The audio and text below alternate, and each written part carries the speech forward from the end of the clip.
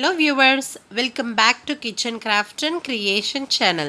இன்னைக்கு நம்ம சேனல்ல முந்திரி கொத்து எப்படி செய்யறதுன்னு பார்க்கலாமா? வீடியோ பார்க்கறதுக்கு முன்னாடி மறக்காம நம்ம சேனலை சப்ஸ்கிரைப் பண்ணிட்டு பாருங்க. பக்கத்துல இருக்கிற பெல் பட்டனையும் சேர்த்து கிளிக் பண்ணுங்க. அப்போதான் நான் எப்போ புது வீடியோஸ் போட்டாலும் வீடியோஸ் உங்களை தேடி வரும். வாங்க இந்த முந்திரி கொத்து ஸ்வீட் எப்படி செய்யறதுன்னு பார்க்கலாம். ஒரு கப் அளவு பச்சை பருப்பு எடுத்துக்கோங்க. இது தோல் உரிக்காத உடைக்காத முழு பச்சை பருப்பு, அதுதான் எடுத்துக்கணும். ஒரு கப் அளவு எடுத்துக்கோங்க. ஸ்டவ் ஆன் பண்ணி கடாய் வச்சுருங்க. கடாய் நல்லா சூடானதுக்கப்புறம் ஸ்டவ்வை மீடியம் ஃப்ளேமில் வச்சுட்டு நம்ம எடுத்துருக்கிற பச்சை பருப்பு அதில் போட்டு 10 நிமிஷம் வரைக்கும் வருங்க. ஸ்டவ்வை மீடியம் ஃப்ளேமில் வச்சுட்டு வருங்க. அதுக்காக ரொம்பவும் வறுத்து ப்ரௌன் கலர் ஆக்கிடாதீங்க. இது போல் வறுத்ததுக்கப்புறம் ஸ்டவ்வை ஆஃப் பண்ணிவிட்டு இந்த பருப்பை நல்லா ஆற விட்டுருங்க. இப்போ நல்லா ஆறிடுச்சு. இதை ஒரு மிக்சர் ஜாரில் போட்டு நம்ம அரைச்சிக்கலாம். இதை அரைக்கும் பொழுது ரவை மாதிரி அரைக்காமல் அதை விட கொஞ்சம் தூளாக அரைச்சிக்கோங்க, போதும். இது போல் அரைச்சதுக்கப்புறம் ஒரு அகலமான பாத்திரம் எடுத்து அதில் இந்த அரைச்சி வச்சுருக்கிற இந்த தூளை நம்ம அப்படியே நேரடியாக சேர்க்காமல் இது போல் ஜலிச்சு சேர்த்துக்கோங்க. இது மாதிரி ஜலிச்சு சேருங்க. அப்போ தான் சரியாக அரைபடாததெல்லாம் நம்ம பிரித்து எடுக்க முடியும். ஸ்டவ் ஆன் பண்ணி ஒரு பாத்திரம் வச்சுக்கோங்க.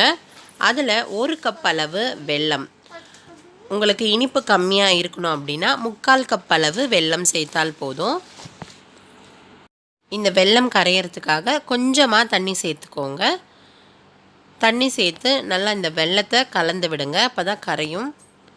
இது போல் வெல்லம் நல்லா கொதித்து கரைஞ்சி வந்ததும் ஸ்டவ் ஆஃப் பண்ணி ஆற விட்டுருங்க. சூடு கொஞ்சம் மாறினதுக்கப்புறம் இந்த வெல்லைப்பாகை வடிகட்டி வச்சுக்கோங்க.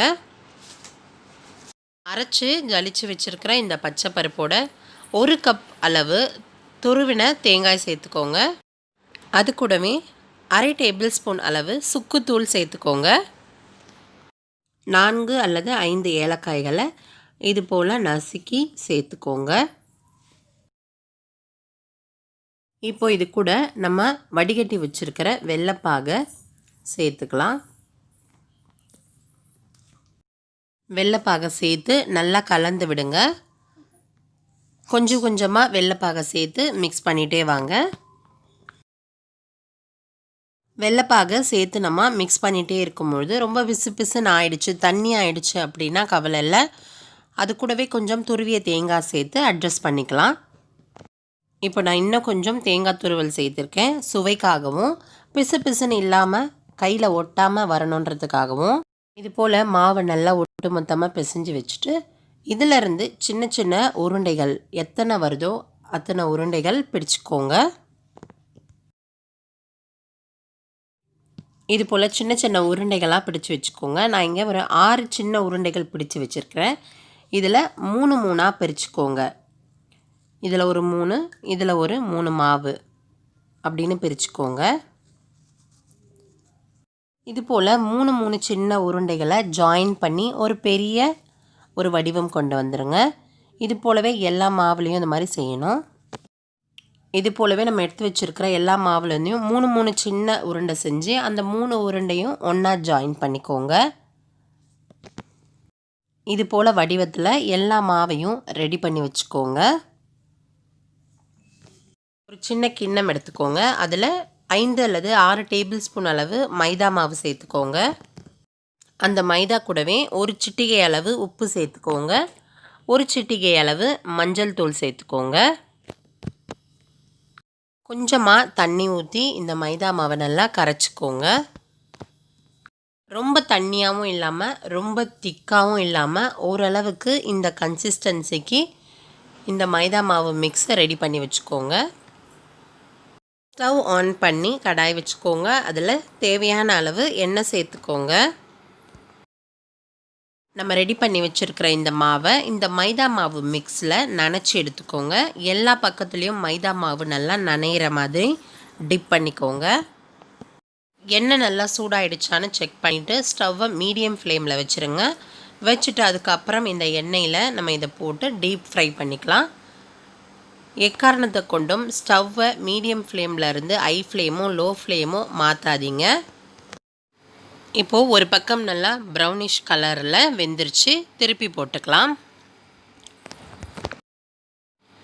2 பக்கமும் நல்லா ப்ரௌன் கலரில் வர வரைக்கும் வேக வைங்க.